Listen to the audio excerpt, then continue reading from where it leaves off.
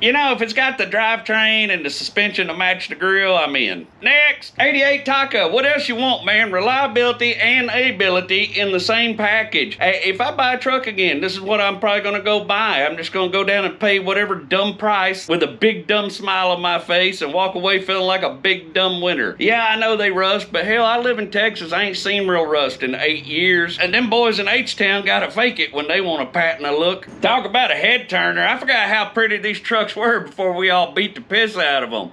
I just want to borrow it. Let me drive down to the Jensen feed store. I'm gonna be cocky as hell talking about I need 13 bags of diatomaceous earth in the back of that blue Z71 in the parking lot. Yeah, you know which one. That pretty little heifer right there in that front parking spot with her rear in the air. You tell me you can't diamond Jim in that, and I'll say hold my sparkling water and watch this. I even like them go to hell stuck out rims this guy on it. It's the first Ram van I've ever seen. Now I ain't an S10 man, but son, boy, I'd buy me a brand new pair of red cap overalls and get me a McDonald's coffee and drive around and bother everybody I seen working out in their yard within 2 miles of my house. I can't tell for sure, but it looks like a FJ55. Y'all remember that part in Please Come to Boston where he's like, we'll move up into the mountains so far that we can't be found.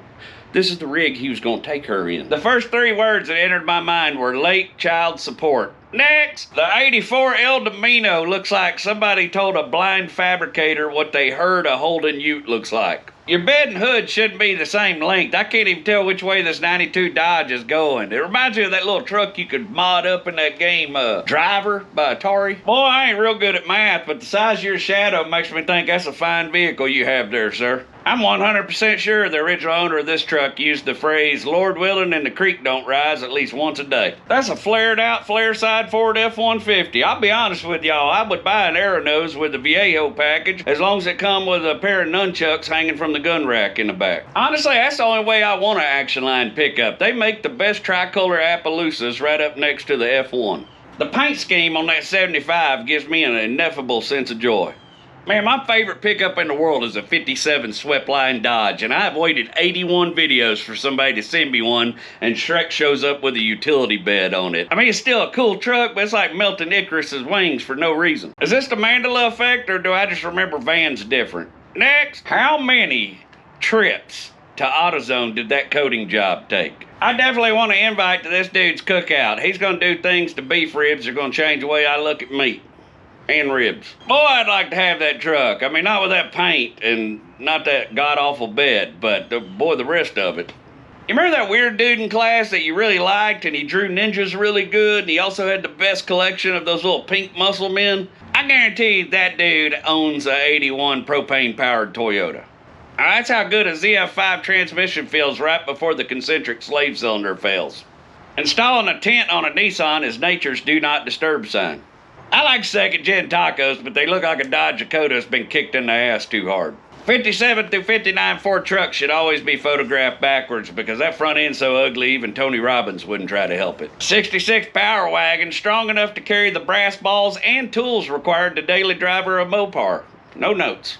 Not the 87 STX High Rider, baby. There's one ponytail holder behind the seat, a flip-flop, and the whole truck smells like someone ain't going to school to play ball because they're going to be daddy. Early 70s Dodge always looks real surprised that they're still here, too. Next! There's 4 of these for sale right now at the Tote to Note lot in my predominantly Latino neighborhood. Make of that what you will, sir. He uses the seat warmer every time he gets in that thing because of a bad L1S1 for pulling concrete forms, and sometimes he thinks it'd be okay if AI took over because people are just stupid anymore. There are a lot of creative ways to lose money on a Ford, but the Excursion remains one of my favorites. I bet the valet at your favorite brunch spot has had sex in your truck. 4th gen black Hemi, check. Decent camper, check. Modest home, check. Tell me you're a tool pusher without telling me. I'm 99% sure there's a handle of Crown Royal in the first cabinet when you walk in that camper. The very first time I saw one of these retro paint jobs, I thought it was cool as hell, and after 1,000 of them, it just kind of gives off pick-me-girl vibes. I'll be just as good as your dad's Big 10 Silverado, I promise. It won't. Dude sent this to me, said, "This is my new project, son." That ain't a project, that's a Homerian Odyssey. Go read Rebuilding the Indian before you even change a battery. If you're a fellow Gen Xer, this is the guy with the half-shaved head that played French horn in the high school band, and by the looks of them whiskey dents, he now manages a sharper image and still plays one-nighters for bar tabs on the weekend. This is why you can't hurt an Australian's feelings.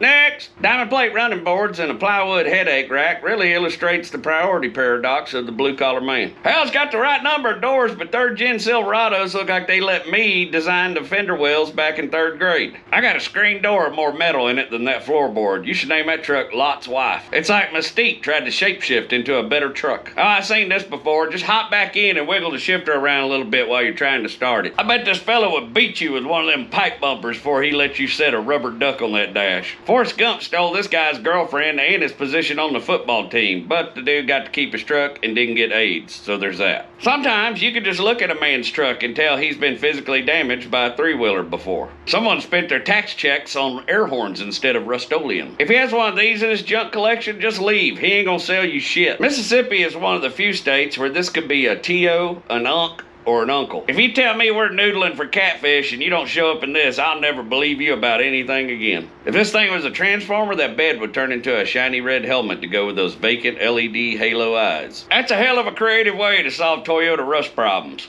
I suspect this is AI, because you're supposed to drive the shit out of a hard body. Has this thing ever even had a broken timing chain guide? Nothing shines a light on Dodge delusion like the Cummins sticker someone put on the back window of this mutant. I bet he had the sticker before he had the truck.